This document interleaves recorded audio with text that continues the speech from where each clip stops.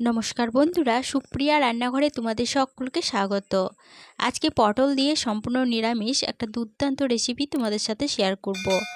একঘেয়ে পটলের রেসিপি না খেয়ে এইভাবে সম্পূর্ণ নিরামিষ পটলের রেসিপি একবার বানিয়ে খেয়ে দেখো, খেতে দুর্দান্ত টেস্টি হয়। তাহলে চলো বন্ধুরা, দেখে নেওয়া যাক আজকের এই রেসিপিটা কিভাবে বানানো হয়। পটল দিয়ে রেসিপিটা বানানোর জন্য এখানে আমি 11 পিস পটল নিয়েছি। আর পটলের পাতলা খোসাটা চেঁচে নিয়ে পটলের দুটো সাইড অল্প করে কেটে নিয়েছি।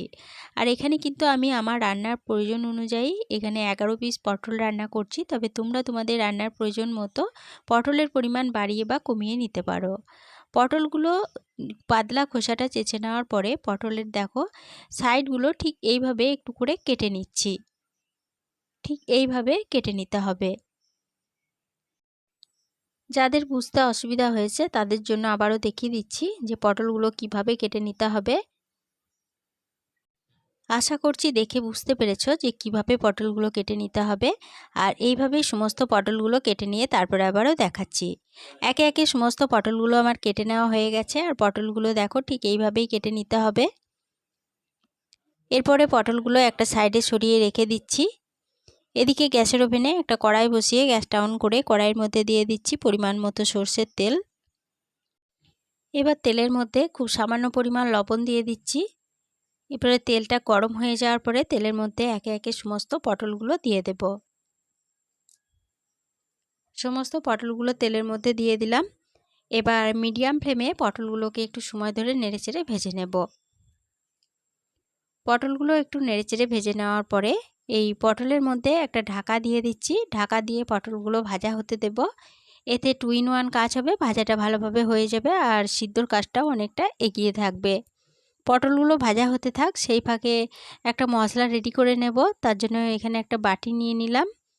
এবার এই বাটির মধ্যে দিয়ে দেব 4 টেবিল চামচ টক দই। এরপরে এর মধ্যে দিয়ে দেব হাফ চামচ হলুদ গুঁড়ো, কালারের জন্য দেব হাফ চামচ কাশ্মীরি লঙ্কা গুঁড়ো। এরপরে দিয়ে দিচ্ছি হাফ চামচ জিরে গুঁড়ো, দিয়ে দিচ্ছি হাফ চামচ ধনে গুঁড়ো আর 1 চামচ কসুরি মেথি দিয়ে দিলাম। এবার এই সমস্ত উপকরণ দইয়ের সাথে ভালোভাবে মিশিয়ে নেব আর দইটাকে খুব ভালোভাবে ফেটিয়ে নেব। সমস্ত উপকরণ ভালোভাবে মিশিয়ে নিয়ে দইটা খুব ভালোভাবে ফেটিয়ে নিলাম। এবার এই মিশ্রণটা একটা সাইডে সরিয়ে রেখে দিচ্ছি। এদিকে ঢাকা দিয়ে পটলগুলোকে 4 মিনিটের জন্য ভাজা হতে দিয়েছিলাম। আর এই 4 মিনিট ঢাকা দিয়ে ভাজা হওয়ার ফাঁকে দুবার পটলগুলো ঢাকা খুলে নেড়েচেড়ে দিয়েছিলাম। অবশ্যই দুবার ঢাকা খুলে পটলগুলো নেড়েচেড়ে দেবে, নাহলে কিন্তু তলা থেকে পটলগুলো পুড়ে যেতে পারে।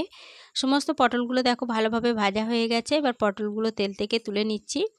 পটলগুলো তেল থেকে তুলে নেওয়ার পরে ওই পটল ভাজার তেলেই ফোড়নের জন্য দিলাম 2টো এলাচ, 2টো লবঙ্গ, একটা দারচিনির টুকরো, 2টো তেজপাতা, সামান্য পরিমাণ গোটা জিরে আর 1 চুটকি মতো হিং। এবার ফোড়নগুলো ভালোভাবে ভেজে নেব।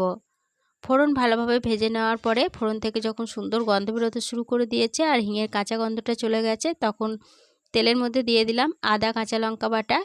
এখানে 1 ইঞ্চি আদা আর 4টে কাঁচা লঙ্কা আমি একসঙ্গে বেটে রেখেছিলাম, সেই আদা কাঁচা লঙ্কা বাটা তেলের মধ্যে দিয়ে দিলাম।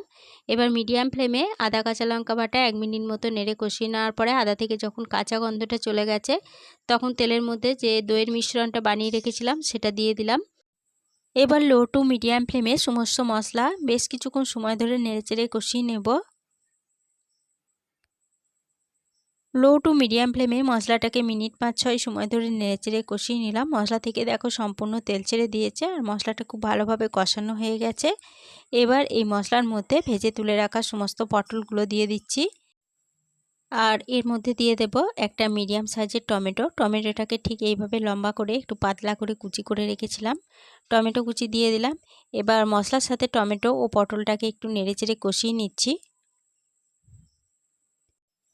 মশলার সাথে পটল ও টমেটোগুলোকে 1 মিনিট মতো নেড়েচেড়ে কষিয়ে নেওয়ার পরে এর মধ্যে দিয়ে দিচ্ছি পরিমাণ মতো জল। যে বাটিতে আমি মশলাটা গুলে রেখেছিলাম সেই বাটি ধুয়ে 1 কাপ পরিমাণ জল দিয়ে দিলাম। এরপরে দিয়ে দিচ্ছি স্বাদ মতো লবণ আর দিয়ে দেব 1 চামচ চিনি। এবার সমস্ত উপকরণ খুব ভালোভাবে নেড়েচেড়ে মিশিয়ে নেব। এখানে পটলের রান্নাটা নিরামিষ হচ্ছে, নিরামিষ রান্না কিন্তু একটু মিষ্টি মিষ্টি ভালো লাগে বলে আমি এখানে 1 চামচ চিনি দিলাম। তবে মিষ্টির পরিমাণটা তোমরা যে যেমন খেতে চাও সেরকম অনুযায়ী চিনির পরিমাণটা বাড়িয়ে বা কমিয়ে নিতে পারো। ঝোলটা যখন ফুটতে শুরু করেছে তখন এর মধ্যে একটা ঢাকা দিয়ে দিলাম। ঢাকা দিয়ে পটলের তরকারিটা বেশ কিছুক্ষণ সময় ধরে রান্না করে নেব। ঢাকা দিয়ে পটলের রেসিপিটা 5 মিনিট মতো রান্না হতে দিয়েছিলাম। 5 মিনিট পর ফিরে এসে ঢাকা খুলে নিলাম। ঢাকাটা খুলে নেওয়ার পরে তরকারিটা ভালোভাবে নেড়েচেড়ে নিয়ে পটলগুলো ভালো মতো সিদ্ধ হয়েছে কিনা এবার চেক করে নিচ্ছি। পটলগুলো দেখো খুব ভালোভাবে সিদ্ধ হয়ে গেছে। এবার এর মধ্যে দিয়ে দিচ্ছি হাফ চামচ গরম মশলার গুঁড়ো আর 2টো চেরা কাঁচা লঙ্কা। এবার গরম মশলার গুঁড়োটা তরকারির সাথে ভালোভাবে নেড়েচেড়ে মিশিয়ে নিচ্ছি। এরপরে গ্যাসের ফ্লেম বন্ধ করে দিয়ে পটলের রেসিপিটা ঢাকা দিয়ে আরও 5 মিনিটের জন্য স্ট্যান্ডিং টাইমে রেখে দিয়েছিলাম। 5 মিনিট পর ফিরে এসে ঢাকা খুলে নিলাম। পটলের নিরামিষ রেসিপিটা গরম ভাত, রুটি, পোলাও, ফ্রাইড রাইসের সাথে পরিবেশনের জন্য একদম রেডি হয়ে গেছে। আজকের রেসিপি প্রথম থেকে শেষ অবধি দেখার জন্য তোমাদেরকে অসংখ্য ধন্যবাদ। রেসিপিটা ভালো লেগে থাকলে প্লিজ লাইক, কমেন্ট ও সকলের সাথে শেয়ার করে দিতে ভুলো না। নতুন বন্ধু হয়ে থাকলে চ্যানেলটা সাবস্ক্রাইব করে পাশে থেকো। আজকের রেসিপিটা এই পর্যন্তই ছিল। ফিরে আসবো আবার নতুন কোনো রেসিপি নিয়ে।